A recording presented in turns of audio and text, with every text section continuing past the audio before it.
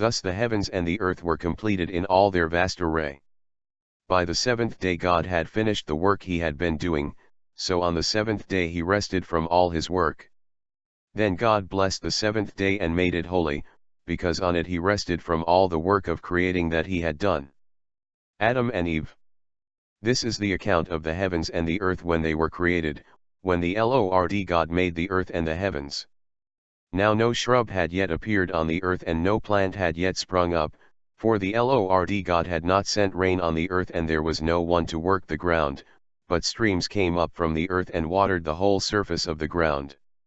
Then the Lord God formed a man from the dust of the ground and breathed into his nostrils the breath of life, and the man became a living being. Now the Lord God had planted a garden in the east, in Eden, and there he put the man he had formed. The Lord God made all kinds of trees grow out of the ground, trees that were pleasing to the eye and good for food. In the middle of the garden were the tree of life and the tree of the knowledge of good and evil. A river watering the garden flowed from Eden, from there it was separated into 4 headwaters. The name of the first is the Pishon, it winds through the entire land of Havilah, where there is gold.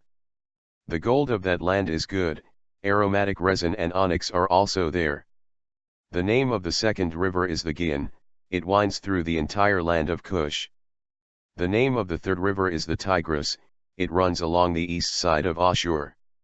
And the fourth river is the Euphrates. The Lord God took the man and put him in the Garden of Eden to work it and take care of it. And the Lord God commanded the man, "You are free to eat from any tree in the garden, but you must not eat from the tree of the knowledge of good and evil, for when you eat from it you will certainly die."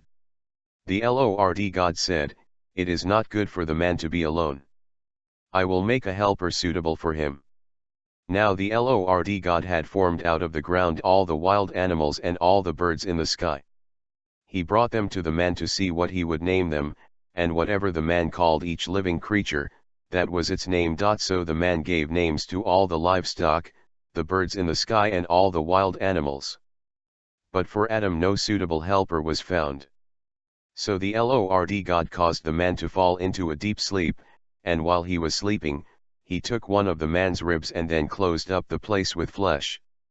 Then the Lord God made a woman from the rib he had taken out of the man, and he brought her to the man.